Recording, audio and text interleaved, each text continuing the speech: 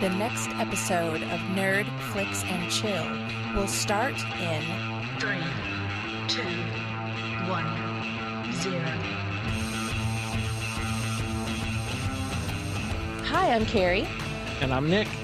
And we are Nerd, Flicks, and Chill, and this is our second episode. We are tackling now Game of Thrones, Episode 5, The Door. That is Wow. correct. Yeah. Wow. Have you emotionally calmed down after watching? Let me just say that emotionally it struck me just as hard watching it the second time as it did the first. Yeah, I would agree with that. It was definitely very intense. And I will say today, because the episode aired last night, today that we're recording was really difficult for me because normally the day after an episode, the first thing I do is try to find podcasts and YouTube reviewers and anything that I can, any kind of article, talking and discussing the episode. And I didn't do it today because I wanted to come in fresh and clean. Because last time I talked about how some of my theories and some of the things I talked about were from other people. And I wanted to come in with my own thoughts this time. And it was really hard not to do that.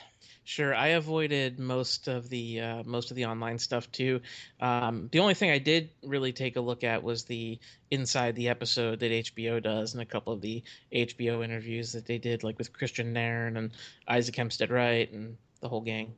Yeah, so I love that they are giving us a little bit more insight than they have in the past. I mean, they did some of the inside the episodes before, but now it seems like they're doing even more little separate vignettes outside of that. And then they have their kind of mini docu-series that they're doing as well. So they're giving us even more, which is great because I think this season so far has been so much more epic and so much more cinematic than the other ones have. So I really enjoy that inside look. Yeah, when you're looking at the first 5 episodes, the first half of season 6, Are we halfway already? Halfway. It's been really impressive what they've been able to do. They're moving large chunks of the story, and I know that the Double Ds, they get their fair share of flack from the book reading audience, but these guys are really doing a great job running this series. They're really doing well.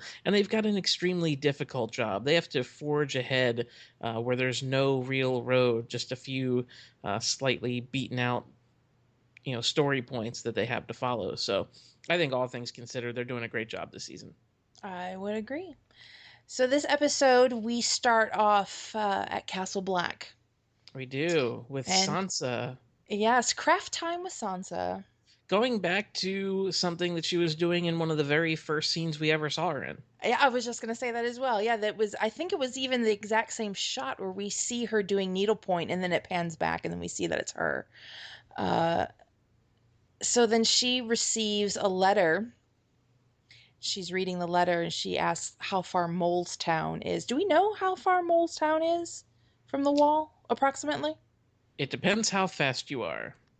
Okay. Actually, time and distance don't even seem to have any kind of relative significance in the story anymore.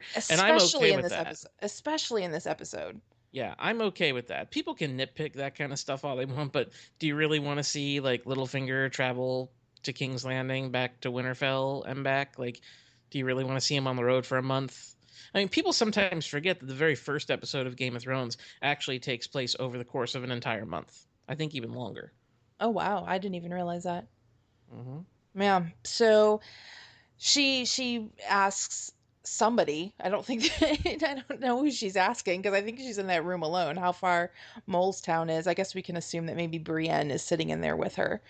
So the next we see them, what we assume to be Molestown, and it's Sansa and Brienne and Peter Baelish. Yeah, Littlefinger showing up to the rescue, although he's a little bit late, huh? Yeah, and he is confronted quite sternly by Sansa. I mean, she had rightfully so, but I think this is other than the time that Brienne came to the rescue of her and Theon earlier in the season, when she did the oath with Brienne, she looked incredibly regal here. I mean, She she looked did. very strong, and she gave it to Peter. Yeah, this is just pure Sansa kicking ass. I mean, this is her literally holding um, Littlefinger accountable and doing it in a way where she's fully making him understand the consequences of what he did to her. There's just so much great stuff there from her just coming out saying, "Do you know what he did to me? What do you think he did to me? What else do you think he did to me?" Really, really pushing it, really getting him to understand. And you get the idea that he does carry some remorse. Oh yeah, because I mean, I think the first time that we've seen him in this series, he's at a complete loss for words. He just I mean, there's even one point where he's standing there with his mouth agape, and he can't even say anything. And Brienne comes in and says, Lady Sansa just asked you a question. And while Brienne is staying there, she's got her hand at her sword, where she's ready at any moment. Yeah, she's ready to go. And there's that point where Littlefinger says, "I'm so sorry." And it's actually the most pathetic he's ever looked in the entire series because he is just finding himself with nothing to say. Yeah, and you can almost, it's almost as if you could see tears in his eyes. I mean, just, he looked like he was on the verge of just breaking down, and he was taking every cell within his body to maintain composure there. So yeah, he feels like crap.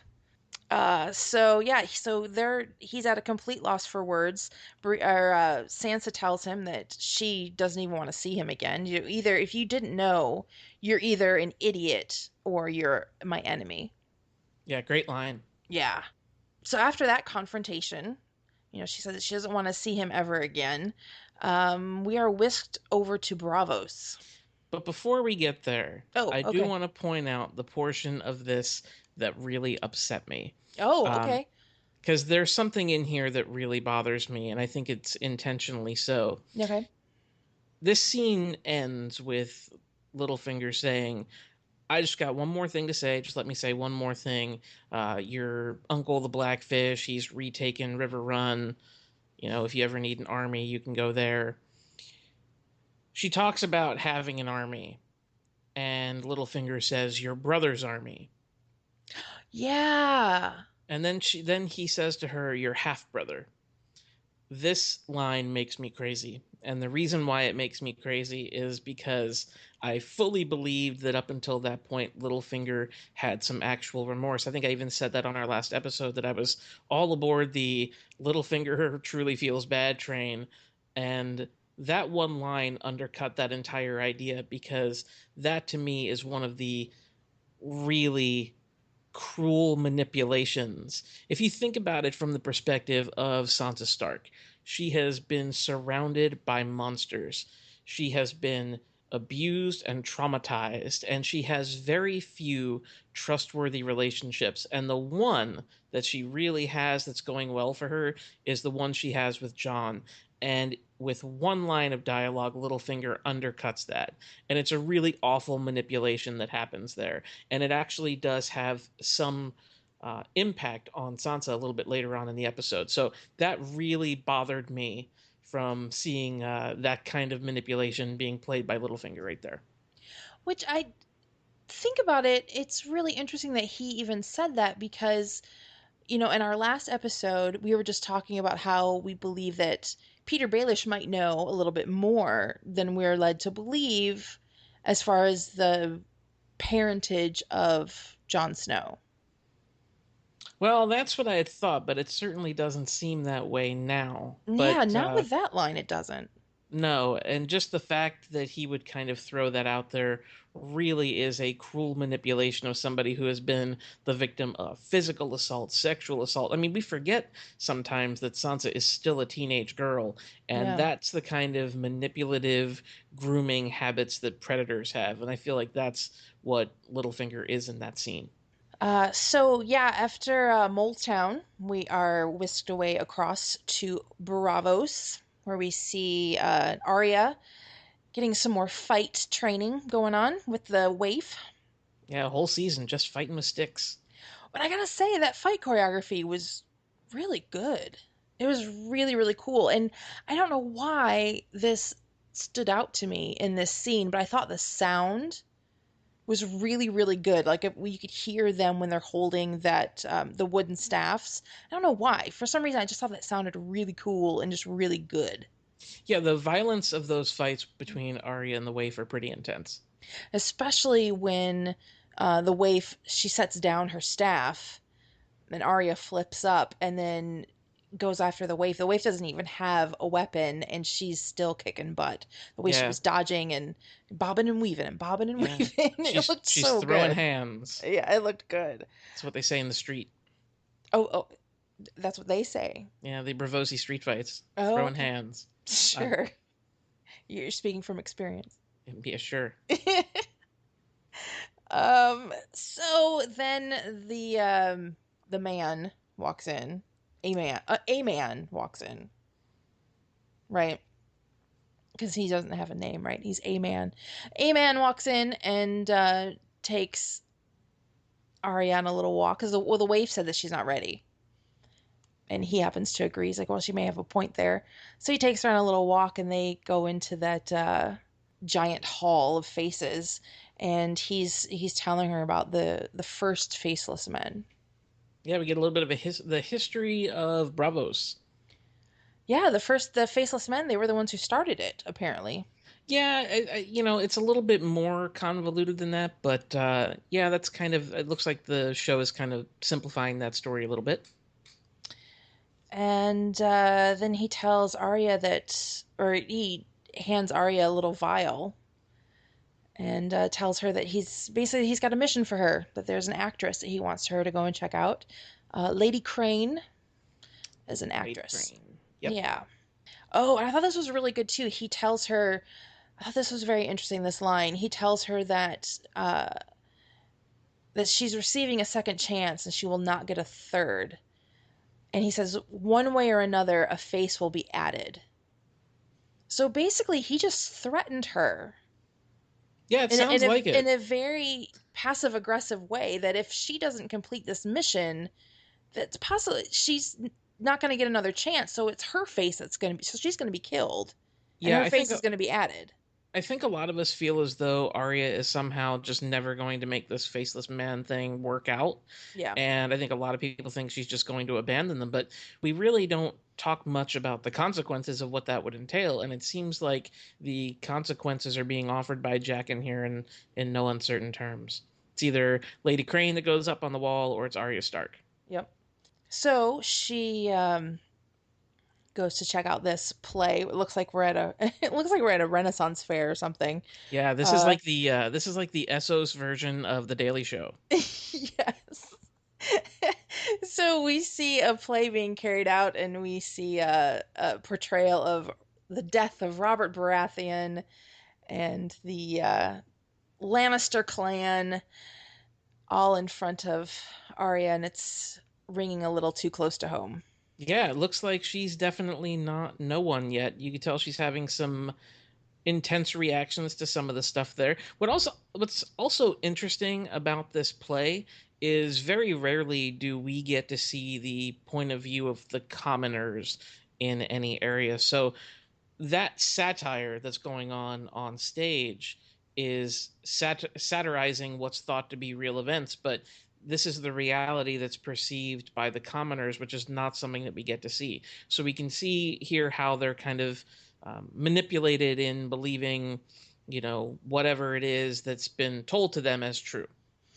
Yeah, really, really fascinating. I saw that their portrayal of Cersei was very regal and, you know, soft and feminine. And then here you have the portrayal of Ned Stark as, bumbling and dumb and kind of low class, which I thought was really interesting, especially with his actual reputation was, how um, loyal and trustworthy and just this incredible person that he is.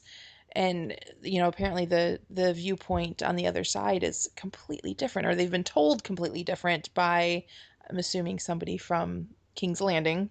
Yeah, and Jaqen giving Arya this assignment has to be intentional, right? He has to know what's going on. Oh, This is completely. this is a total test of her in kind of the most reflective way that you can imagine. It is, but I mean, it's also completely unfair.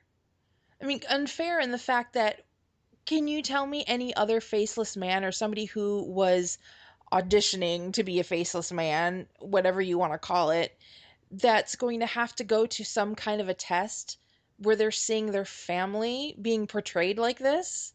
Well, I hate to jump ahead of where we're going, but I will just offer this idea. Yeah. The faceless men are dicks. I'll tell you why in a second.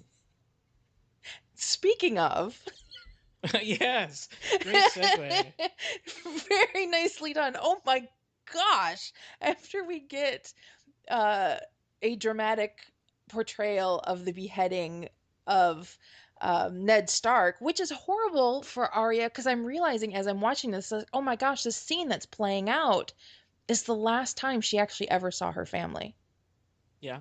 She's seeing a satirized version of the last time she ever saw her family, and then we are immediately whisked backstage with a giant penis on the screen. Yeah, it's all up in there. Oh my gosh. The I guy playing Joffrey is counting the warts.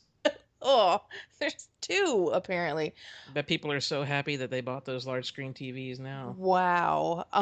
So it made me laugh because throughout this whole series, people have been saying, how much female nudity there's in there, frontal and, breast everywhere. A friend of mine a friend of mine calls the show affectionately Titty Titty Bang Bang.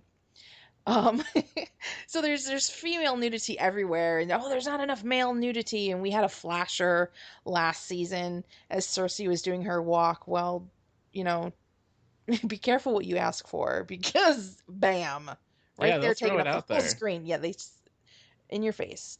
Um, yeah, so she's now backstage, and she's kind of the security at this theater is horrible Yeah, they because just let her go. They think she works as part of the crew. yeah, well, the guy playing her father, the guy playing Ned Stark, tosses his cloak.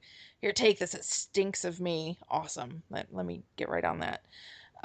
So she's, observing the woman that she's supposed to be poisoning is the one who is playing Cersei, which Cersei was on her list. I'm just now Yeah, realizing.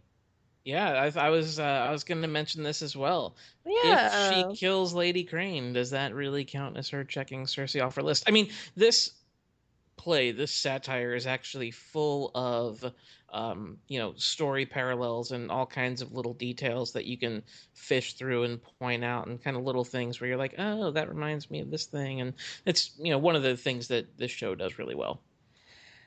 So she's observing, and she finds out that Lady Crane she's a rum girl. So she's the only one that drinks rum, because when Arya goes back to report back to the man, back to Jack and Hagar, that she's going to poison the rum next time that she's there, because apparently they're doing a whole run of shows. Yeah, and just before again, before we get back to the Jaqen scene, I Yep. did want to point out two of the little nuanced things in that scene that I thought was interesting. Lady Crane is playing Cersei in the play, and she is apparently married to, or has some sort of relationship with the guy that plays Tyrion, which is kind of paralleling the way Cersei has a relationship, but it's with her other brother.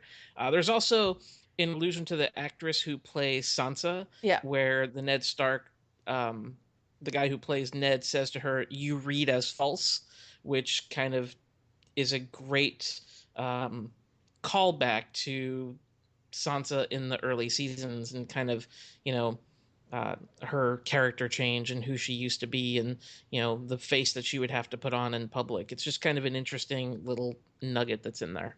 And it's funny too, because her line that she even says, "I only had two lines," which rings pretty true as well. So yeah, And we're everybody always wants to imagine that Joffrey probably would have had genital warts anyway.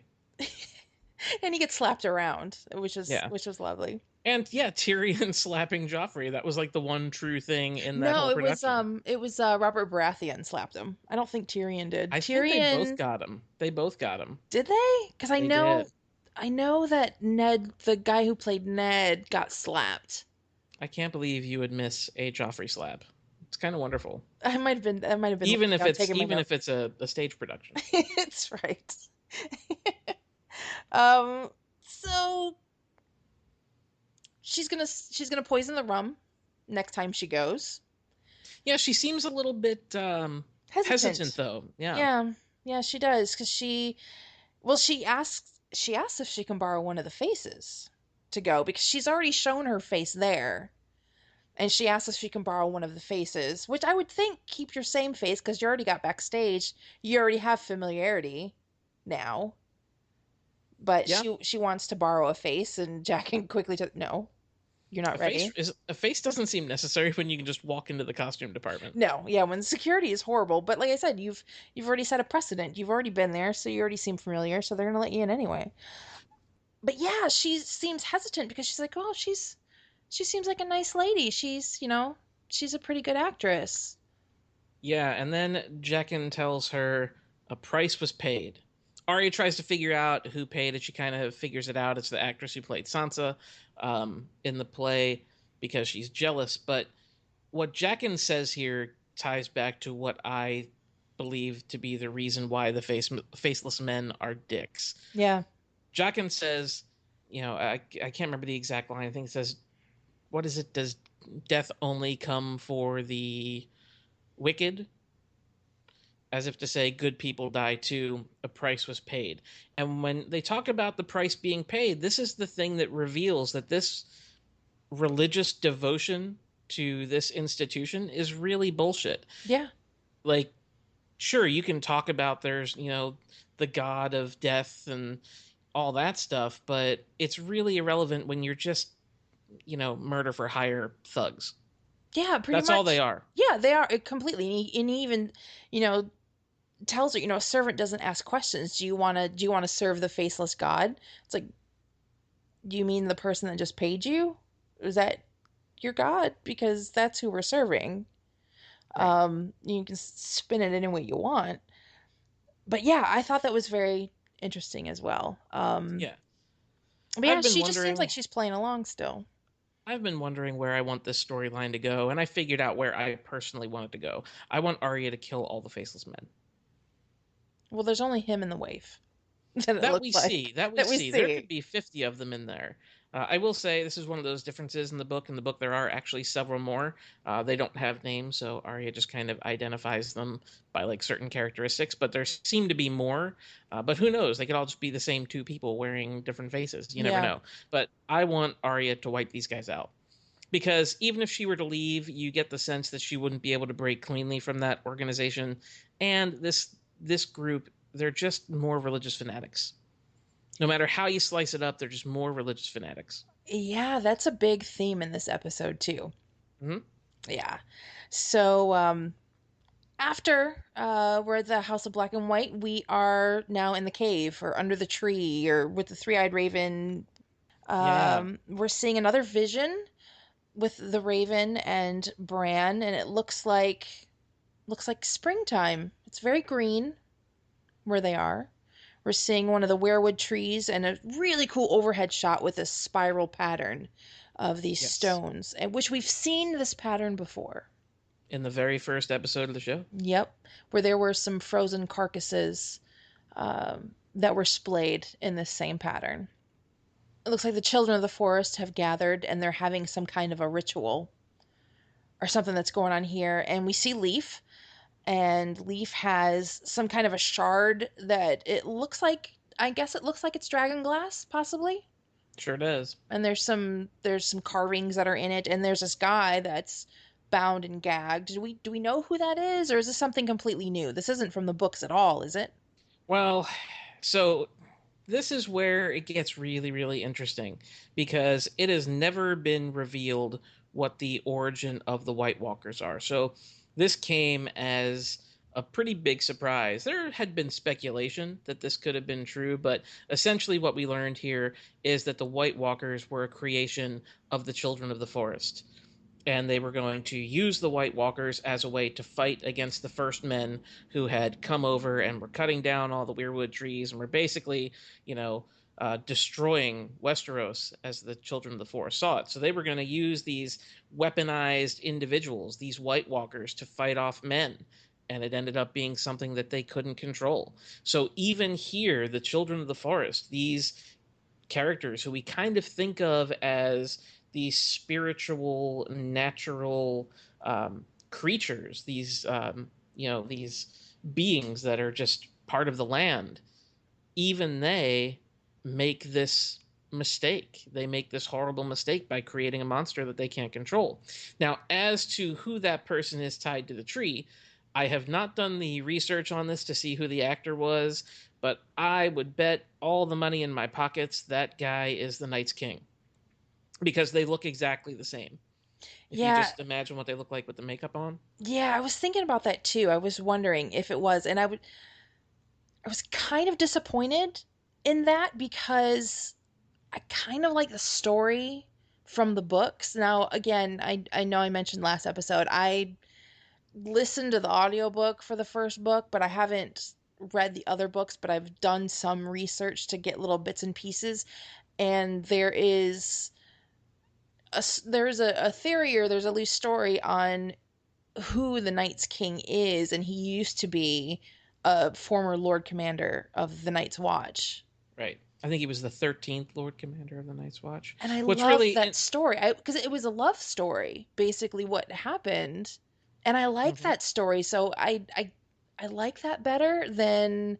I mean, I don't have a problem with that being the origin of uh, the whites. I mean, maybe that wasn't the Night's King, or maybe that gets passed down. Who knows? But I like I'm a romantic at heart. I like a love story.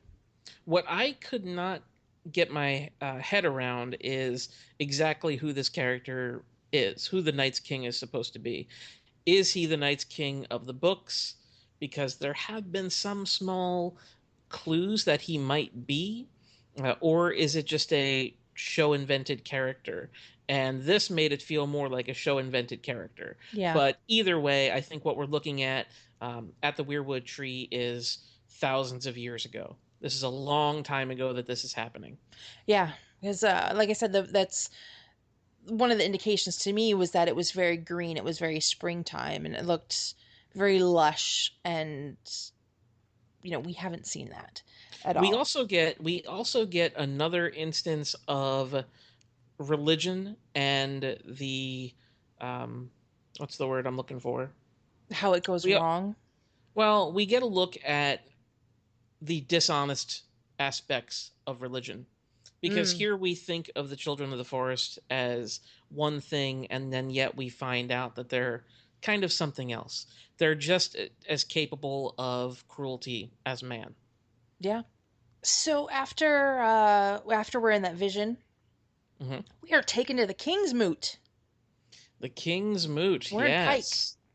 They need a new leader in the Iron Islands. Yes, and Yara has made the claim. She wants to claim the Salt Throne, and they are not having it. Well, she gets a little bit of support from Theon, which is She really cool. she does, but I thought it was really interesting though because after he speaks very well for her, but just in that last little moment, it looked like it was painful for him to say that. Maybe to a certain extent, I still feel like Theon is not 100% recovered yet, and of Yeah. course, that kind of mind control will probably take him a long time to recover from. As a matter of fact, when Euron does show up and makes his claim, he really shuts down Theon pretty quickly, and Theon looks relatively defenseless there. Oh yeah, complete. Well, yeah, because he's letting everybody know exactly what happened, and it sounds like there had been rumors about what happened anyway, but there lots of penis talk this episode. Sure. Yeah. Yara says that the first thing that she's going to do if she's elected, she's going to kill Euron because he killed her father, and he fully admits to it. Yep, that's exactly what I did. Yeah, I was pretty surprised about that. I did Yeah. not expect Euron to be like, "Yep, I did it." Yep. And so I thought Theon rebutted actually pretty good, saying, you haven't been here. Yara's been here. She's had her men, and she's ironborn, and she's been here, and she hasn't left. And what have you been doing? You've been out gallivanting all over doing nothing. You haven't even been here at all. And I thought Euron comes back really strong. He's like, well, yeah, I know more of the world than all of you do now. Look at all this experience that I've gathered. That's why I'm better for this job because of that. Yeah, and one of the bits of his backstory that I'm not sure if we're going to really have fleshed out in the show is that he was gone, but not necessarily by his own choice. I mean, he, for the most part, is kind of exiled. So what led to that? Uh, there was some internal Greyjoy stuff going on with him seducing his brother's wife. I believe I'm a little bit rusty on the Greyjoy stuff from the books because I think I've made it clear to you before that I'm not a big Greyjoy fan. Yeah, But he's always been kind of a pariah in his family, and some of his own behavior ended up getting him kind of exiled. gotcha. Well, I'm he's sure if there are people that are listening that remember the exact story, they'll correct me. yeah, please do. We'll have some information at the end of the episode so you can get a hold of us and give us your thoughts. That'd be really cool. So Euron says that what he's gonna do is he's gonna sail over to Essos, and he said that there's somebody over there that hates King's Landing as much as we do. She's got 3 dragons and she's got no husband. And then he Yeah, starts talking about his penis again. yeah. So that's where he's gonna go, and he's gonna impress her with his manhood.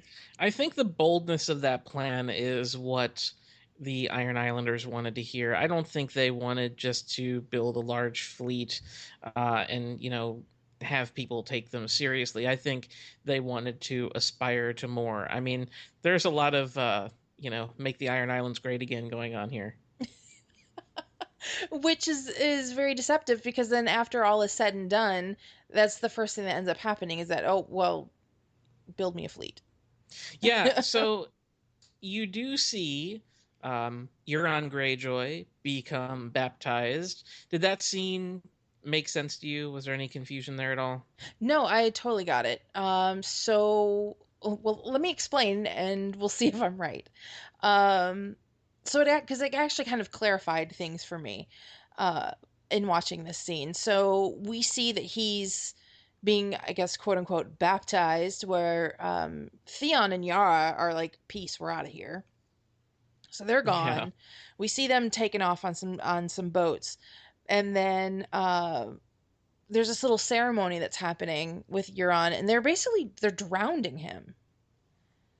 Yeah. They actually drowned him, and then it occurs to me, oh, okay, I get it, because their whole banner, their whole sigil, their whole thing is what is dead may never die. So they basically kill you and then lay you on the ground, and if you come back to life, if you survive this drowning, then you can be the king. Yeah, pretty much. It's their leap of faith in their uh, religion of the drowned god. So how many people have they elected? How many people have they elected and done this ceremony to and held them under just a little bit too long, and then they die? I don't know, but the That's a horrible way beaches to go. the beaches of Pike must be pretty depressing. Ugh. Yeah. No, So no, no lifeguards there to fish you out. They just like, well, we'll see if he comes back. yeah. But Uh, so I'm not sure how I feel about the way the King's Moot wraps up. I actually really like the way you have the music and you have the cross cut between the baptism of Euron, along with the words that are being spoken by Damphair as you're seeing Yara and Theon make off with the fleet. The thing about this that I don't necessarily dig is just the idea that they've got Euron, coming in, guns blazing. He wants to be the king of the Iron Islands. He wants to rule. And then, like, as he's having the crown put on his head, his niece and nephew have stolen the entire fleet. Yeah, And then, huge, huge fleet. That yeah, blew me away. I'm like, wow, she had a lot more supporters than we thought. How the heck did Euron win?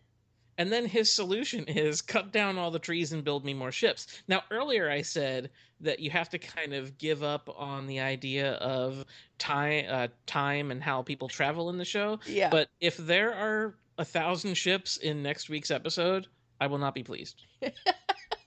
Well, there's a really huge leap of faith in time coming up in a few scenes from now. That there's something I just it made me stop. What is that? Doesn't make any sense. So I mean, we'll get to that as far as And time goes.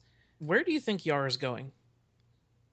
She's going east because I've seen the previews, right? So yeah, in the trailer, it looks like she's kissing a prostitute in Volantis, which looks really interesting. Um, so it makes me wonder: is she going to basically try to co-opt the Euron Greyjoy plan and seek out Daenerys for herself? That's exactly what I was thinking. Yeah, I was thinking that she's like, okay, well, then I'm going to go over there and I'm going to do it. And isn't it amazing that Danny just so happens to need a whole bunch of ships and then here they come right to her door? So the big question is: will she attempt to like romantically court Daenerys, or is she going to try to form some sort of political alliance? I don't know. Interesting. If they go the romance route, I think that would be a really neat twist to the story. Really? I do. I would be totally down for that. Of course you would. I'm not going to lie. I think it would be awesome too. So, on that note, we then head over to Vostothrock and we see Danny and Jorah having a little bit of a discussion. I thought this scene was really powerful and very touching and very sad. It is a really, really good scene between these two. You finally hear Jorah tell Daenerys that he loves her. It's a really great scene. Um, what I like about this is that before Jorah leaves, she, calls for him one more time. She says, "Don't walk away from your queen," or whatever. Uh, and she says, "I command that you heal yourself. I command that you find a cure." And I really like that scene because that kind of message coming from her will give Jorah a reason to go on. Oh, completely. Because he tells her that, she asks him, how long does this take? How long is it before it takes you, basically? And he says, I don't know, but I'll end it before then. So he's Yeah, telling her he's going to kill himself at some point. He lives to serve her, and that's the only way that she knows that she's going to get through to him is that, she refers to him right there and then, don't turn away from your queen. I'm not done with you. I command you to do this, and you know that he will do that. yeah. Now here's my question for you: Okay. does Jorah get healed? Hmm. Well, okay. So I was trying to remember back in last season, we had Shireen, and Shireen was talking to Sam and Gilly. Or actually, she was really just talking to Gilly because Gilly was asking her about the grayscale. And they were talking about her being healed. And, or was it a scene with Stannis? And Stannis was talking to somebody about her being healed too. I It don't remember. happens. It actually happens in both. Is it I happening think both? Okay, good. Because in the all of scene a with sudden I'm doubting myself, and now I know why. Because it's both. yeah, in the scene with Gilly, it's kind of left where Shireen doesn't really know how she was cured, but Stannis kind of gives you some of the background as to what happened. So I'm Although you're never trying, really given a full explanation of it. but what I'm trying to remember, and I'm sure somebody that's listening is yelling at their speakers right now because they know. Um, was it somebody from the Bravos that had it, or somebody not that had grayscale, but had the cure, or wherever it was? I don't. It was somebody from Essos, I think, which is awfully convenient because it happens to be where he is. I want to say for some reason it was somewhere in Essos. I don't know if it was in Bravos. I don't know if it was. Uh, I don't know where it was. I don't remember where they said that they found this person that had the cure. Or whatever it was. What could be interesting is that if we remember Quaithe back in season two, Hmm. she was doing something, painting something on the back of a guy who was traveling through Valyria. So I wonder if Jorah's journey might take him back through there to see Quoth again. Or what would be really cool would be if they use Jorah as a way to show some different areas that we've never seen in the show. Like we've never seen Ashai, where Melisandre's from. Yeah. And there's all kinds of crazy stuff going on there. So I think that would be really neat. I'm not sure when we're going to see Jorah again. We might not see him again this season. And it wouldn't surprise me. I think there's too many other things that are going on that now he's off on his own thing, and we might not see him until next season if we see him at all. Because that could have been his send off for all we know. Yeah, I mean, I'm not 100% sure that I believe that he'll be gone forever, but that scene did have a pretty decent farewell for his character, and there have been characters in the past on this show that have had, you know, send-offs that haven't always been, grandiose. Sometimes they're just simple. All right, so go on record. Does Jorah come back this season? Yes or no? I'm gonna say no. Okay. I'm going to say we see him one more time. Okay. I All have right, nothing you to heard back that it. up. You heard it. All right, you Yeah. heard it. So let's see. After Jorah sees, and the Dothraki now are on the move. and Yeah. and and Jorah's watching them on the move. So after he rides off into the sunset, we are taken to Marine to see what's going on over there. And we have kind of a small council meeting that's happening, and we learned that, well, it looks like the Sons of the Harpy have kind of chill. They're kind of chilling out. Yeah, they have a very tentative peace right now. Yeah, and there's a little thing that happens with Tyrion that really kind of made me laugh. And he Oh yeah. sounded he sounded kind of like a news editor or somebody that's getting ready to have the news program going on. He's like, "Yeah, the Sons of the Harpy, they have a great story. Resist the foreign invaders." And then Dany, or our queen, hers is better. Mother of dragons, breaker of chains, and all that. Yeah. Because it seems like every time Danny is meeting somebody, she's like, la, la, la, la. She just goes on and starts spouting all of her names. It's like, okay, the next 5 minutes we'll be sitting here listening to you say it Yeah, again. they've been setting that joke up for weeks. Yeah, and all that. So I thought that was great. I really liked that. But Uh, Tyrion decides that they yeah, need to spread the word that it is Daenerys, their queen, who is responsible for securing the peace, and they yeah, wind up seeking out a red priestess. yeah. Somebody that can be trusted, according to Tyrion. And this is where I'm where I was talking about earlier about leaps in time, because it makes it seem as if, oh, this is later on that day, or it could be the next day. But his line, what he says, he's like, "Oh, thank you so much for coming all this way. I know from personal experience that that's a horrible trip." So am I to believe that she just sailed over from Westeros? Yeah, well, it sounds like she's from Volantis. Okay. Because I just assumed, like, wow, that's pretty good travel time if she's coming I over from think Westeros all of a sudden. I think they introduced her as the high priestess of the Temple of Volantis or something like that. Okay, I missed that part. Because I'm But like, yeah, wow, that's a long way. Sam and Gilly are still traveling as far as we know, and Yeah. she gets here in a flash. Um, so anyway, she apparently she knows all about Daenerys, and she's telling them, about everything. He's like, oh, but you've heard all that, and Varys, he's not on board. In fact, he calls her a fanatic right to her face. Yeah, he just can't take it anymore, can he? No, but wow, what an incredible job that this woman is presented with, where you have two of some of the most strongest characters in the show, that and she held her own against the two of them. Yeah, and I don't know the name of the actress, but I actually think she's terrific in this scene. I love her accent. Her accent is wonderful. And with two of the guys that are some of the best performers in this entire series, she ends up stealing the entire scene. She did, and she says, everyone is what they are and where they are for a reason. And she immediately starts talking about uh, Varys's experience when he was a boy. And once again, we have a very well spoken character. Earlier we had Peter Baelish, and now we have Varys, both being at a loss for words. And we also have again the kind of fallibility of religion. I mean, even here with the Red God, Rolor, and you have Varys basically coming out and saying, "Yeah, well, we've already seen the one who was promised, and he's dead. So what do you got?" And so again, we have that reoccurring theme of that fallibility of religion again. And talk of penis.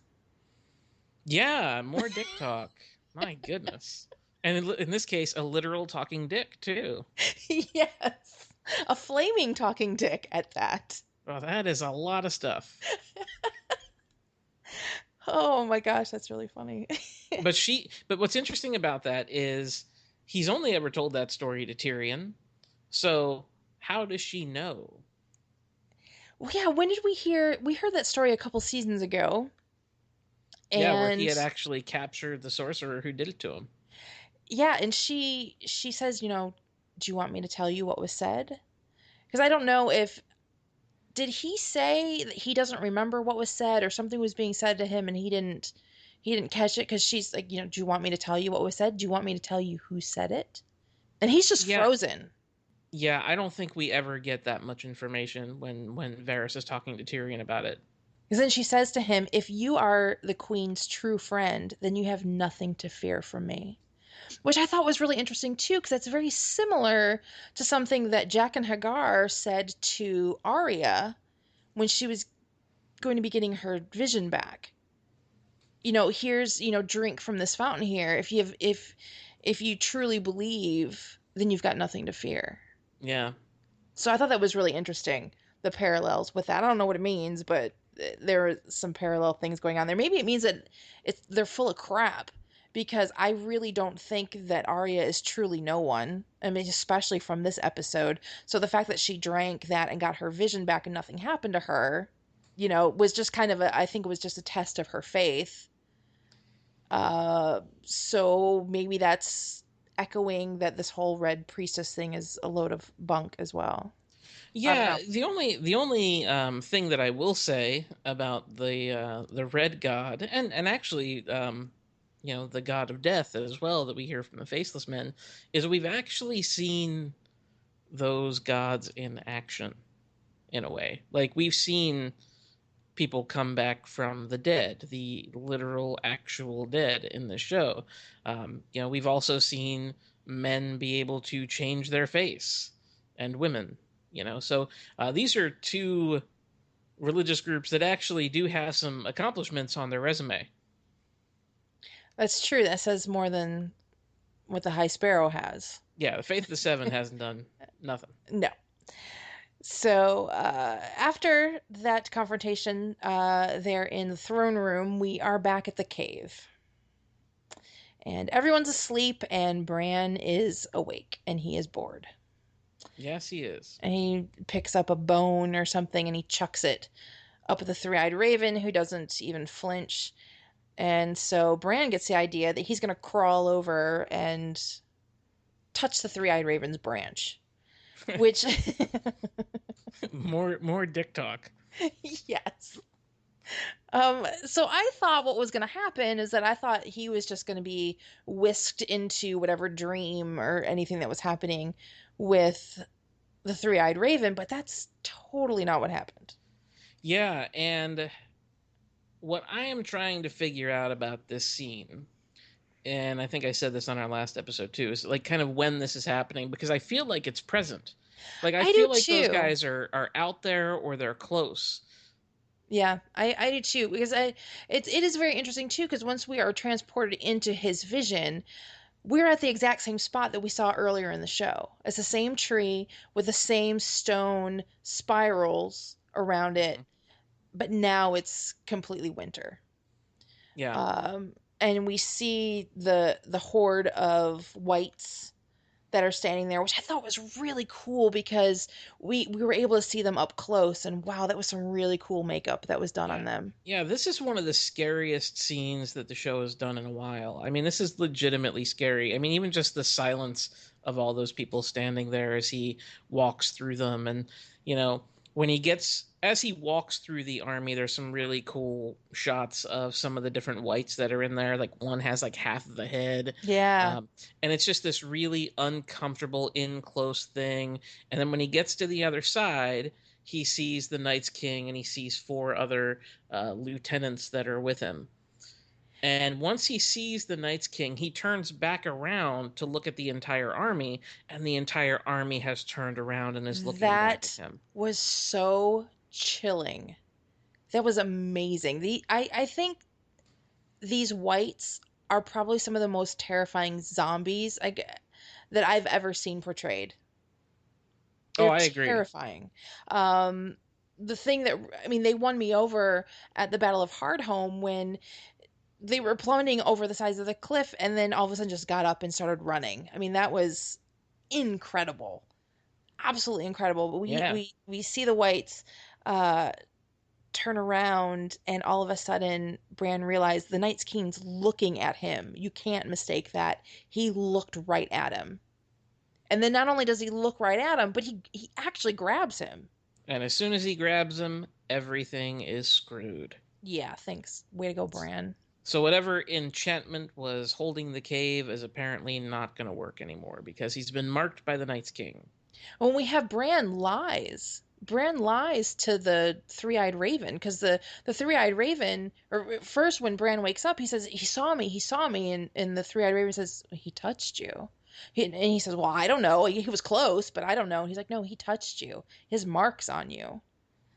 And oh, we're safe because we're in here. And yeah, just like you said, it's no, he can get in now. So great, we're screwed, Bran. Thanks. And he says, now is a time where you must become me, which I thought was really interesting. I'm like, wait a minute. I didn't think that was happening. Because Yeah, earlier this there's season, I thought he was saying that Bran was going to leave and he was going to go do some stuff and he doesn't have to be in there. He's not going to be stuck here in the tree.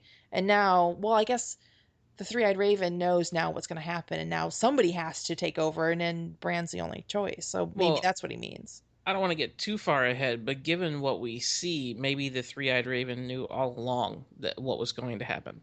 Maybe he knew that Bran was going to grab that branch and go into the weirwood and screw everything up. Maybe he knew. Maybe that's why he told him you're not going to be here forever.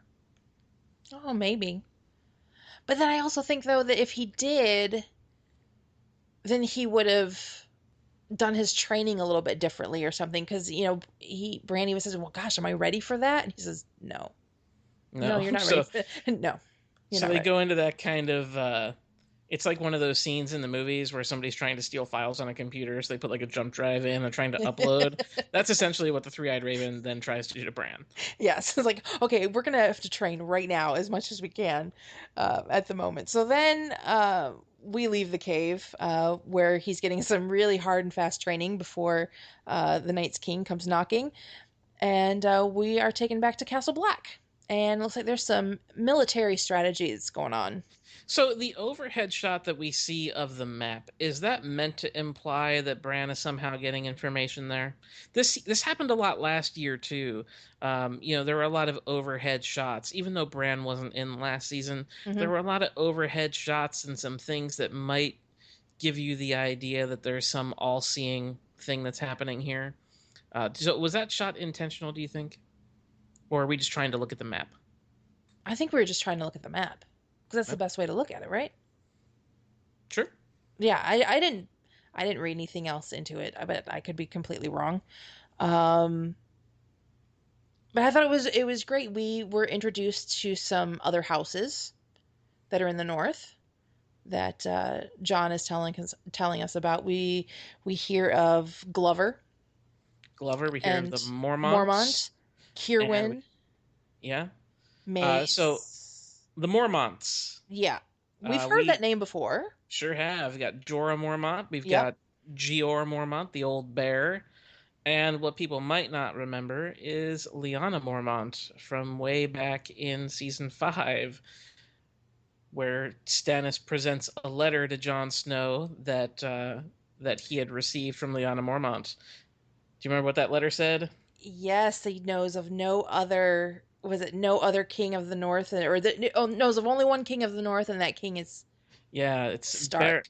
Bear Island knows no king but the king in the north, whose name is Stark. Yeah. So she's on board.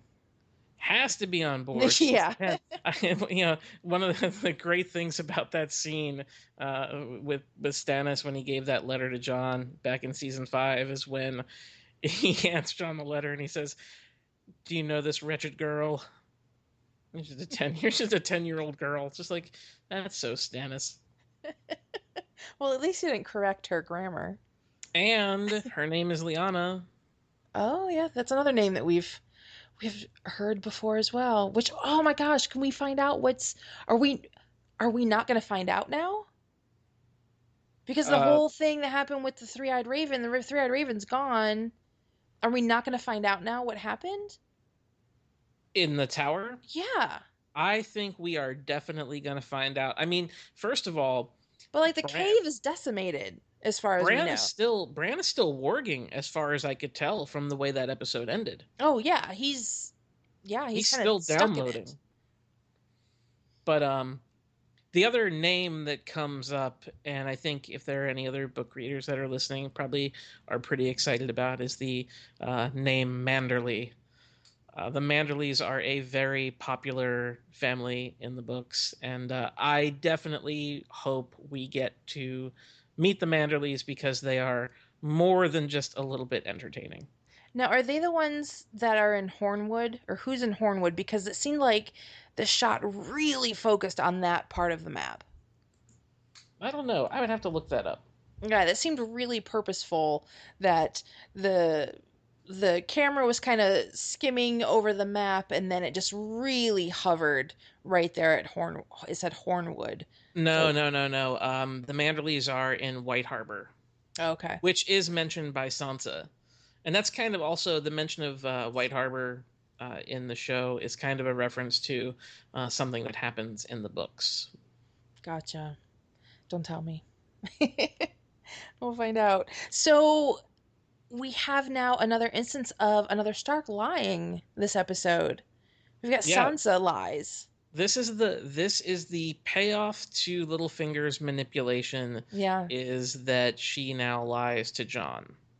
I don't know why she lies, and maybe on some level, I'm not even sure that she knows why she lies to She's John in really this happy about it circumstance. though. Like she when she gives that information, she's almost skip I know she's sitting down, but she very well could have been skipping. She's almost doing a happy dance in her chair as she gives this information. Oh yeah, the Tully army. We're good to go. They're back up and running. And yeah, John just turns around. How do you know this? Oh yeah, Raven. Yeah, that's the ticket. That was Yeah, a we're Raven. also seeing the value of Davos's counsel here as well. Even though he doesn't know the North, and he admits to not knowing the North, he has that line where he talks about how people won't want their families flayed for a cause that they don't think can win. Right, but they want to fight that they know that they can win. Is the Hmm. thing. He doesn't know the North, but he knows men. So yeah, his character and the writing for his character this season is just outstanding. I love this scene because I love this group of people that are around this table. Your Castle Black Avengers. Yeah, pretty much. I mean, this is a badass collection of characters Yeah. on the show that I love. So I naturally dig this scene. John is actually starting to strategize a little bit too. He knows that the North is bigger than just three families. But you know what's really interesting though, that Sansa doesn't want to tell John, or she doesn't want to admit to them that she, ran off to go and visit Peter. Uh, which, by the way, did nobody notice that she was gone? Yeah, I'm not Like sure. again, how Doesn't far seem away like is it. Molestown? Like apparently it's not that far, I guess, Well, it's because she not was gone and nobody because noticed it. the Night's Watchmen frequent the brothel there too. Okay. So yeah, she leaves and apparently nobody knows that she was gone. And um and it was very interesting that her lying to John was a very Peter Baelish thing to do. Yeah, and I think that it sucks just because she's not trusting John. And I think that trust issue is something that has been instilled in her because of the people whose care she's been in for the length of the show so far. Oh yeah, she hasn't been able to really fully trust anybody. Although she is trusting of Brienne, and she asked Brienne to head off to the Riverlands to go and talk with her uncle The to get the Blackfish, yeah. who has apparently finally stopped his piss at the at the Red Wedding, and has gone Yes. to take back River Run. Yes. Um, I thought it was really funny. We got a Brienne's assessment of John. Oh, he's a bit brooding, but it's understandable considering what happened. So I Oh, did I guess right love that there. line? So it was great right there. We know. Okay, so John did tell them that he was killed. So we got that, and then he's like, oh, but the wildling fellow with the beard.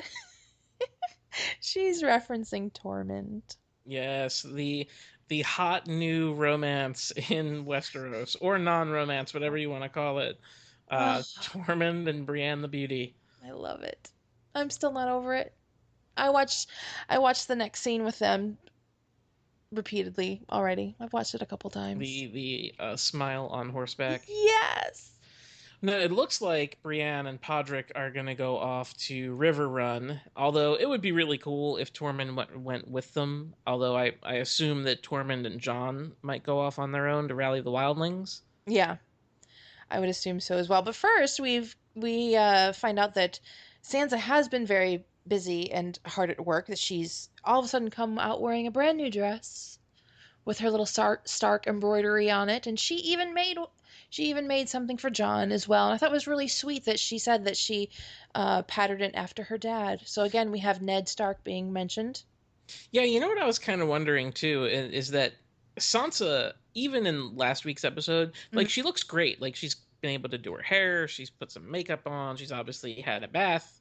Like she came in off the road looking pretty rough, but now she looks great. So I'm wondering who is the Castle Black hairdresser?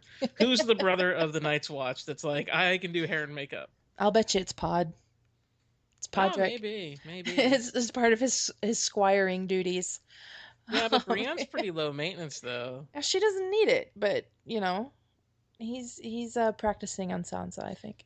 But yeah, she has a new dress, and then she gives John this new top coat, and John is just looking more and more like Ned Stark every day. Yep. Well, I thought it was really cute too because oh, this is my new dress. What do you think of it? He's like, well, I like the wolf part.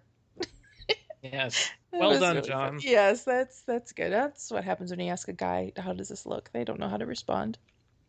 But you can see what I really like about that is when John actually is given that top coat by Sansa, he actually smiles. A rare moment of joy again for Jon Snow. Yeah, it was very, very sweet. And then right after that, I thought there was a really kind of fun parallel moment where our group exits the gate, and this random uh, Castle Black guy comes up and he says to Ed, oh, Lord Commander, do you want me to go ahead and close the gate? He says, I'm not the Lord Commander, which is really funny because last episode when we got the pink letter, it was presented to John. Here you go, Lord Commander, this is for you. And John says, I'm not the Lord Commander. So, like, nobody's taking responsibility of being the Lord Commander. And Ed kind of looks around and he realizes, oh, there's really nobody else here. Yeah, go ahead and close the gate. Oh, that was kind of funny. That was a great scene, and I love the idea that Ed is now coming to terms with the fact that he is the Lord Commander of the Night's Watch. And the great part about it is he's probably like Lord Commander at the shittiest possible time Yeah. that you can be Lord Commander. And for those of you guys that aren't aware of the kind of the ongoing joke about Ed, his name, they call him Dolorous Ed. Dolorous basically means that you're full of sorrow. So he never has anything positive to say. It's been a thread that's been used throughout the show where there's a lot of different, very cynical Ed comments. And it just seems only fitting that now at the worst possible time that, he is now Lord Commander. It would not surprise me at all if the whole wall came down on the uh, Ed Tollett watch as Lord Commander. Every time I see that written out in my mind, I say it as Dolores. It's Dolores. Ed, like he's feminine or something. I have no idea. That's just me. So we are now taken to our last scene. We're Oh back. yeah, We're back at the cave. We're back under the weirwood, one of the weirwood trees, or is it the Heart's tree? Is that what that one is called? The Heart tree. they are called heart trees. Yeah, So yeah, we are there, and we're talking about breakfast. We're talking about eggs and bacon. yeah, man, can't go wrong with bacon and eggs. No, and then we unfortunately, I don't know why I keep forgetting her name. Mira. Mira, thank you. Uh, as they're talking, Mira all of a sudden notices she can see Hodor's breath. Mm-hmm. And then she sees her own breath. And then she sees the breath of the three-eyed raven and Bran, and it's cold, and she realizes this is not good. No, it is not. So she runs outside and she sees that there's the horde of the whites, and the Night's King is standing right outside. And Bran and the Three-Eyed Raven are having a vision in Winterfell, and it kind of looks like the same scene in Winterfell that we first saw them in earlier this season in the very first episode. Yeah, and you know what's funny is, well, it's not funny, but the Night's King does this thing where he like touches the ground and he causes the ground to like crack, and you see the first split in the tree. That's a new thing from him that we have never seen before, which I thought was pretty interesting. And Yeah. then the vision that we're seeing in Winterfell, I know it's kind of one of these things that, given everything else that happens in the end of the episode, that can kind of be overlooked. But we actually see Rickard Stark, which is very, very cool. That's Ned's father. Uh, and it looks like he is about to send Ned off where he is going to squire at the Vale for Jon Arryn. And that's eventually where Ned meets Robert Baratheon and they become bros. Oh, okay. That's what's happening there. I wasn't sure because just looking at it, I'm thinking, are we back at the same scene that we saw earlier? It well, I guess any little sparring training scene in Winterfell, they all kind of look the same. So that's really cool. I didn't And realize we, and, that's and we also see Benjen Stark here again too. So we've seen both young Ned and young Benjen in the scene, and now yeah. we're seeing Rickard Stark for the first time, which I thought was really cool. Rickard Stark ended up being killed by the Mad King a little bit later on, prior to Robert's rebellion. It's kind of one of those first initial things that started to precipitate what eventually became Robert's rebellion. So Mira runs outside, and we see that the Night's King is there, and we see Hodor is starting to become very distressed. Mm-hmm. And we learn that fire does not stop the White Walkers. Right. We did learn that a little bit last year when we saw the Hard Home episode when the White Walker kind of walked through and the fire kind of dissipated around them. I actually thought this was the show making a really interesting point of delineation between the Whites and the White Walkers. Yes. Yeah, quite literally a line in the sand there, Oh, or in the yeah. snow. After Um, the Super Mario Brothers fireballs from the Children's Forest. yes, they consumed one of the flowers, and now they have fire spitballs that they're throwing there. So yeah, the whites decide, okay, well, we can't go through that fire, so we're gonna go and climb up on top of the tree and burrow down through the top, which works. Yeah, like Um, ants. one of the coolest, again, really really cool scenes with these whites. I had mentioned before in Hardhome, they were throwing themselves over the cliff and then, getting up and running. And this was really cool where they were in the caverns of the cave, and they just surrounded the walls, top and bottom, and that was just horrific, and just it looked really good. Really really Yeah. cool. Did you get kind of a Mines of Moria vibe? Yeah, it was very much like the orcs kind of coming down from the down the pillars there. Yeah, that was really really cool. Just like ants, you Mm-hmm. know, through there.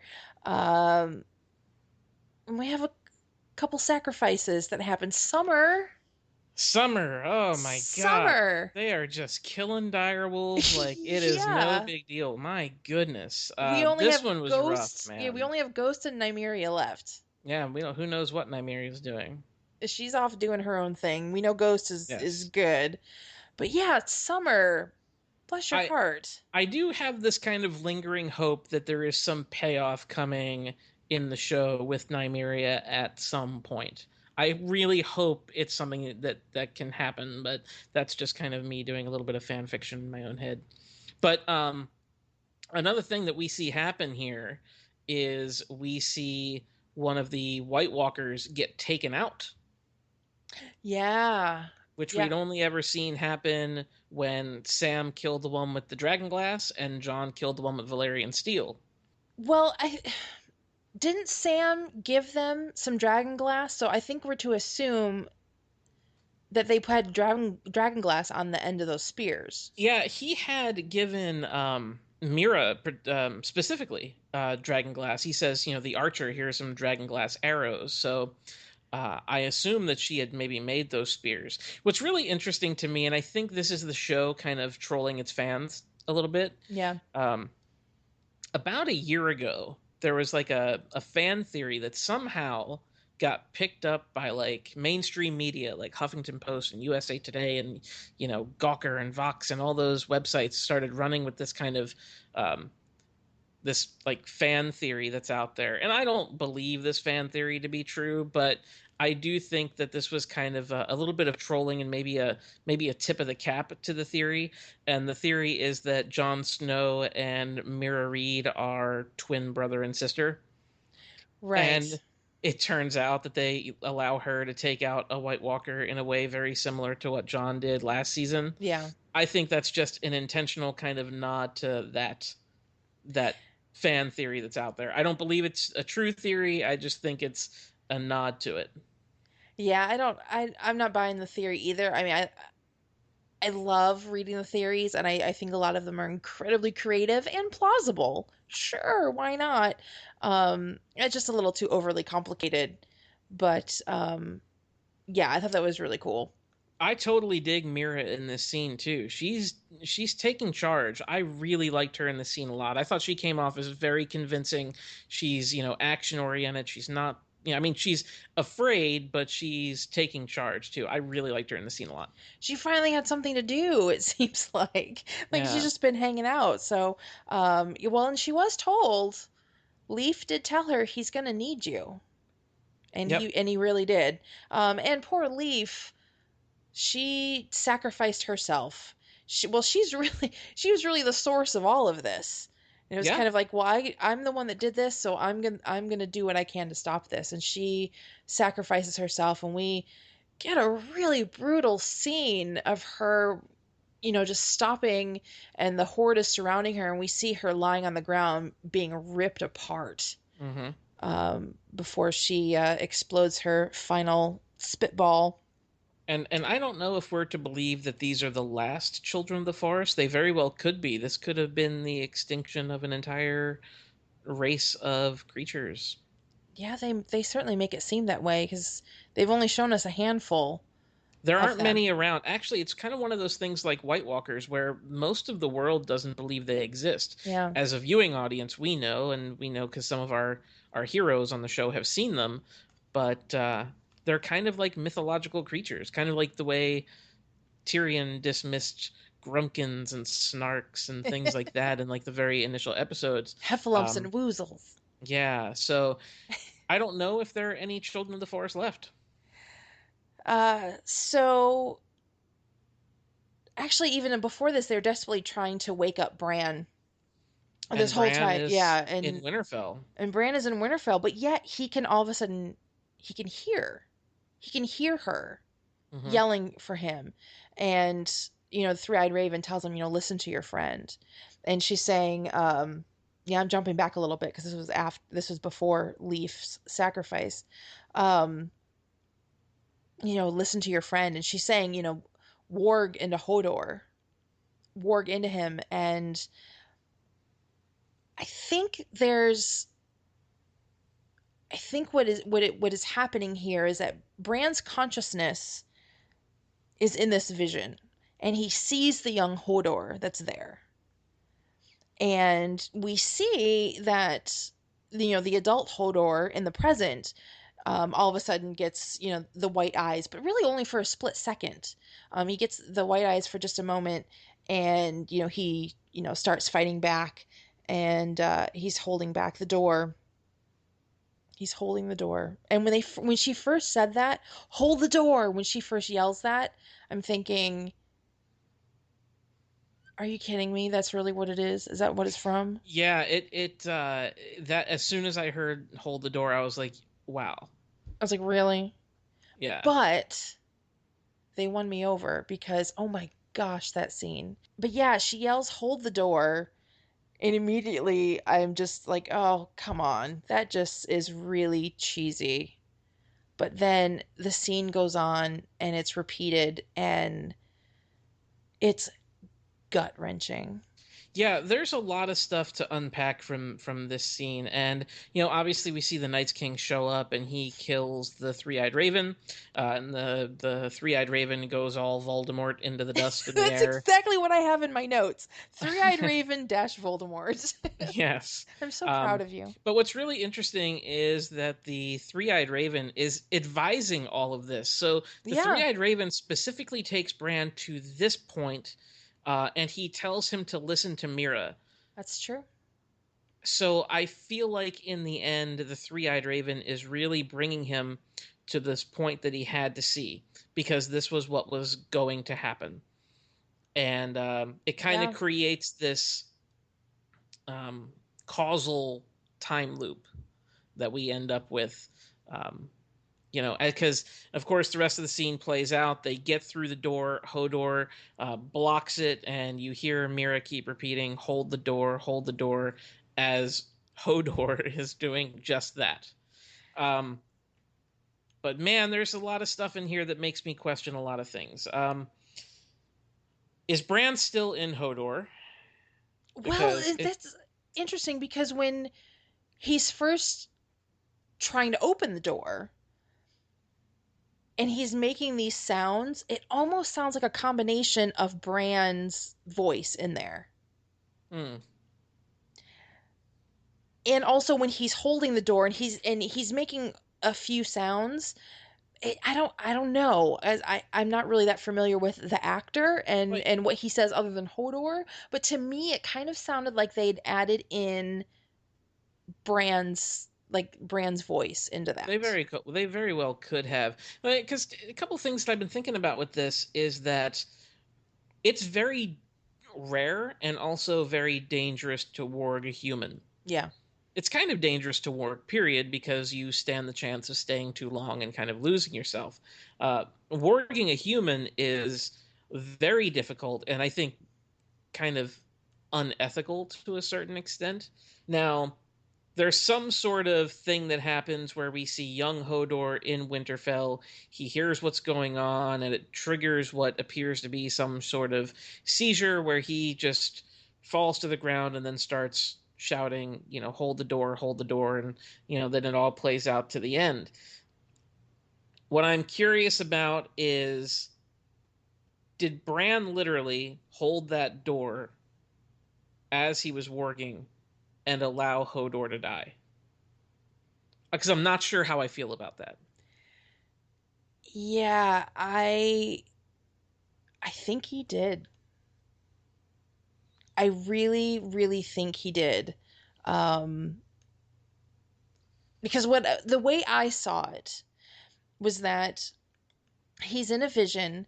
He's being asked to warg into Hodor. He sees the young Hodor. So it's almost like he is being split between the two, which I think that's what that arc is, and that's why the young Hodor in the vision is hearing and seeing what's going on. And that's why it's screwing with his brain because it's out of nowhere. He has no idea why this is happening, and it's basically scrambling his brain right there Mm-hmm. because it's almost like Bran is kind of partially warging into the vision one and warging into the present day one.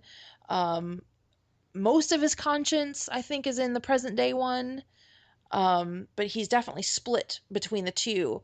And yeah, I think because when they run away, when you see Bran on the little cart as Mira is pulling him away, his eyes are still completely whited out. So he's completely Right. in that vision. Um, and again, because of the voice, I think we're hearing the actor that plays Bran. I think they like overdubbed his voice or mixed it in with the Hodor voice. Hmm. I Yeah, really, I really think so. But I do. I think he stayed. this is an interesting scene to me because it makes me wonder where Bran goes from here. I mean, like, if you think about him getting to understand this power, it's actually a frightening power to have. Yeah. Not to know that he can necessarily interact and change the past. Like, I think one of the questions about Bran is not necessarily what's he going to do now, but what has he already done that he has yet to realize that he's done? Well, and not only did he scramble um Willis's brain. And I think that's part of the reason why his brain was so scrambled is not only is it this traumatic event that's being telegraphed to him, but his the Willis or Hodor's consciousness is only partially there, and it gets stuck. It almost seems like young Hodor is experiencing what his death will be like in the future. Well, and I was just going to come to that. So the first time that we know of that Bran wargs into Hodor doesn't like it, and he's really upset by it. And I think Hmm. it's because I'm guessing because he's felt that before, and Right. he felt that when all of a sudden he became Hodor, and then it's so telling when I watch this show the second time that when Hodor starts to get upset earlier in this scene, once Mira notices that she can see everybody's breath and it's cold, and Hodor starts to get really upset as things are escalating, I think it's because he knows what's going to happen. Yeah. He's been here before. He knows what's going to happen, and even then, knowing, well, he gets warged into, so he doesn't really have a choice. But even then, knowing, he goes and basically, does he sacrifice himself or is he sacrificed? Yeah, I think that's kind of the interesting question, and I really don't know what the answer to that is because you could say, well, Hodor did what he was told. He held the door, Yeah. but maybe Bran really kind of did that, and maybe Bran let his caretaker die. Yeah. And it's kind of a grim uh, way to end the show, but I think this is just opening up all kinds of new stuff for Bran, and I'm not sure how Bran is going to cope with what he just did. Yeah. And actually, and when you look at it, like Bran and Mira look like they're kind of screwed. Yeah, they're just going out into the darkness, They're going out into the darkness. They into the don't know who else is tundra. out there, Yeah. and she can't pull him on that sled the entire way. No. No. So that leads me to another question. Yeah. Where do they go from here? Well, there are a lot of theories because I do know from seeing stuff in the books, because I thought this was a storyline they weren't going to touch on. But now it looks like they might. So I don't want to say too much. Are we going to be spoilery? Um Well, I don't I, I don't I know know. what you're talking about. I I know what know you're you talking do. about, and there is another character that is involved in that storyline. Right. I Who I've heard that too. I don't necessarily buy it. No, see, I think this would be the perfect time for them to go into it. Yeah, it would be now would be a good time for it, but I have a feeling that that will involve a different character. I do think that there might be somebody out there that can provide a little bit of assistance to them. Somebody who we've seen before. Maybe, Yes. I maybe. Yeah, I think there's two different possibilities. One would be a brand new character to the show, not to the books. Yeah, and And I one and is somebody who we've seen and have not seen or heard from in a very long time. and I think just for the sake of the consolidation of characters, it makes much more sense to reintroduce an older character than it does to introduce a new one here. Yeah. Yeah, I'm gonna have to stand by on that one too. Yeah, I think But you're right. you were asking about the vision and about what's in the tower. I also Yeah, got to wondering about this.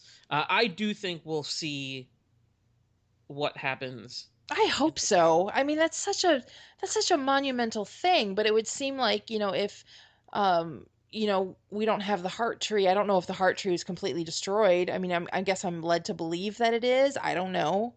Um, Well, I don't. will they go back and be able to, I mean, can he just, are any of the weirwood trees like a portal? He can just go touch the roots of it and all of a Yes, sudden he can go into it. Oh, he can? yeah. Okay. Any weirwood, any weirwood he can use. But when you reach a certain level of power, you don't necessarily need the weirwoods anymore. And I don't know if Oh, Bran has gotten there, but we do know that there is a weirwood in Winterfell. that's true. Although they do not have control of Winterfell at the moment, and I do not want to see another Stark brother in the clutches of Ramsay Bolton. No, I don't But either. back to the Ned thing for a second. So, kind of one of my silly theories that I've been thinking about is that we know now that Bran can affect the past. Yeah.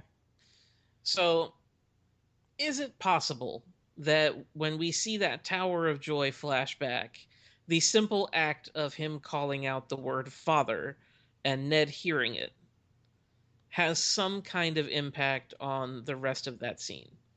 I don't know what. I'm just kind of tossing this out there as an idea. Well, that was going to be my next question. What do you think it impacted other than him pausing at the steps for I a don't know. moment? Maybe it would impact some future action that Ned Stark takes. I don't know.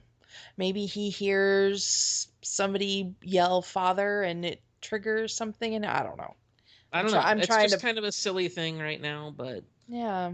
there's no way that we do not find out what's in that tower. There's just no way. It No, has to they happen. we have to have the payoff of that because that would be a horrible horrible tease. So Hodor is gone, and Summer is Yeah. gone, and Yeah. Leaf is gone, Yeah. and the body count for this season just continues to pile higher and higher and higher. So I wanted to ask you this question. Yep. What for you is the saddest death on this show? Uh, Shireen. Shireen Baratheon. I would say the Yeah. same thing. Shireen is also my number one. I had some friends that had mentioned that the Hodor death was the most heartbreaking of them all, but to me, nothing tops that horrifying scene that was Shireen's death. That to me was by far the biggest gut punch in the show. Although this one is a big one too. This one was really big. I mean, it's a close second, and I think the reason why the Shireen one um, is more heartbreaking to me is because, well, maybe why Hodor's isn't as is because he was. I mean, as far as we know, he's sacrificing himself. Now, if we think about it, that he's being sacrificed, The that's cruelty is the for the same. cruelty Yeah. is the same because that's why with Shireen, she was being sacrificed, and just to hear her screams and her cries for her mom and her dad, and oh God, it's choking me up right now, even just recalling it. It was I watch. I know I've mentioned before, but I usually try and watch each of the episodes 2 to 3 times. And that episode, I could only watch that scene once, and I'd fast forward through it. I couldn't watch it again. Yeah. The other thing that I noticed that was kind of interesting is it seems as though Bran's story and Arya's story are kind of paralleling a little bit. How so? Both are characters that are in training to, work on this seemingly supernatural skill. Yeah, Arya to be a faceless man, Bran to be a green seer. Neither of them are thought to be ready by their, leader, and they've both been thrown into a situation that they might not be prepared for. yeah. Any other themes that you pulled from this episode? The stuff that really was most noticeable to me was a lot of the different religious stuff, and some of that kind of piggyback off of what we saw last week. A lot of stuff about the manipulation and deviousness of religion. Any other doors? I mean, now that we've been making these connections to the titles of episodes and having that title kind of echo through some of the other stories, I mean, obviously, the door, we ended with the door. I tried when I was watching this to try and see if I saw any other doors of significance through any of the stories. And I mean, there were a couple, but it's really kind of a stretch. Like there was um Tyrion when he was kind of at their little small council meeting. I thought there was one shot that was really quite interesting when he was I think it was when he was saying the lines about Danny. They had him framed like perfectly in a doorway. Like I said, it's a stretch. I'm trying. um Well, sometimes it's those subtle little things that yeah. that are Well, and full of then we have value. Euron when he's being drowned, he's basically at the at death's door, Yeah, well, and coming back. Euron, I was going to mention this earlier. I've been talking ad nauseum about how the theme of season 6 is rebirth, and we literally get another rebirth in this show. We do. Yeah. Euron Greyjoy. Yep. Well, and we saw the birth of the White Walkers Yes, this show too. yes, So there's even another one if you want to. yeah, rebirth of man as monster. Yeah. Yeah, so another action-packed episode that I really am flabbergasted that we are now halfway through the season. Yeah, and there's a lot of really good stuff. This was a well directed episode as well. A lot of really great directional stuff going on here. And speaking of, I know in our first episode I was making lots of comparisons between Lost and Game of Thrones, and then come and lo and behold, and I didn't even pay attention to this before, I didn't notice it, but the director of this episode was a frequent director of Lost who directed one of the really great episodes of the series called The Constant that had a lot to do with time travel as well. Jack Bender is the name of the director. So really cool tie-in there that I wasn't even aware of. Yeah, So and I you know got what's lucky on that funny? one. What's funny is you could definitely tell that this had a different person at the helm, just in the way some of the shots were framed, in the conversations that people were having with each other. Everything was kept relatively simple. Yeah. Everything was kept relatively simple, and it played really, really well. Yeah, you need to watch you need to watch Lost. I know, I Yeah. do. It's a blind spot. Yeah, it's his episode was really good. Uh Final thoughts. Again, I think this season has been terrific so far. I mean, there have been some low points, but I think the trajectory of this season is way, way better than what we saw in season 5. I've often thought that season 4 was the strongest episode or the strongest season of Game of Thrones. But I think this season is rivaling it. I really do. And I think it's only going to um, get better and better. And I'm really looking forward to. I mean, I know we're at the halfway mark, but I saw that the last 2 episodes of the season are being directed by Michael Sapochnik, who is the director of the Hard Home episode last year. So who knows what we're in store for towards the end of the season. Yeah. And well, they've had each of the directors have been doing 2 episodes, which makes sense as to why when they're doing these little behind the scenes mini docu series that they're doing them 2 at a time because Yeah. there's the directors are doing 2 episodes, so we have another episode to look forward to from Jack Bender. Yeah, and that's next week's. Anything in that preview that you want to talk about? I actually didn't take any notes on the preview whatsoever. Okay. um yeah, I didn't take any notes on it. The second time that I watched the series or the episode, I didn't even watch the. I was still so taken by what happened with Hodor. I didn't even stay to watch the previews Well, it looks again. like one big event that we'll be seeing next week is whatever is going to happen at the Sept of Baelor. We've got a confrontation a Bruin there, and I don't know how that's going to work. I still don't know how that's going to play out. I have no even really decent speculation. Could Oh, be that's a right, because we see Marjorie standing there. yeah. And then we see what looks like the Tyrell army and Jamie at the bottom of the steps, which is what we saw in one of the early previews before the season even started. Yes, we do. What else is in that? We do see more of Mira and Bran roaming through the lands of always winter, or wherever exactly they are north of the wall. So we'll see what happens to them. Yeah, I don't remember any of this. I guess I was more uh, traumatized and heartbroken over Hodor than I thought because I really don't remember what was in it. Well, and you know what's also something that I wanted to point out is the kid who plays young Hodor. I believe his name is Sam Coleman. Did a kick-ass job. Fantastic. He was great in both of his scenes this season.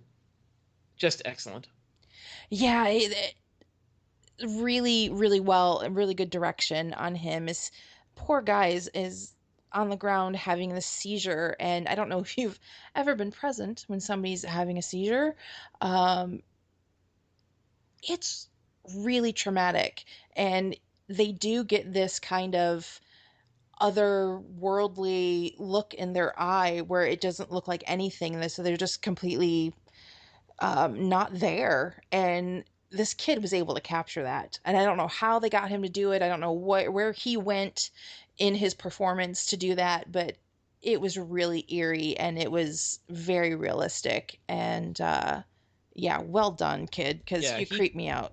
he crushed it. He Yeah, crushed it. I mean, that's such a hard thing for an actor to do. He's laying on the ground and you have a camera, in your right over face. top of you, and Yeah, you are literally carrying the end of the show yeah. with just what you're saying and what you're emoting. So that's just excellent work. I think that's it for our second episode. I Yeah, think that's pretty yeah. solid. So if you agreed with some of the things that we said, if you disagree with some of the things that we said, let us know. Let us know what we got right. Let us know what we got wrong. Continue the conversation on our Facebook page and our Twitter. And Nick, what are those? Yeah, you can find us on the Twitter at NerdFlixChill and on Facebook at NerdFlixChill as well. You can also find this podcast on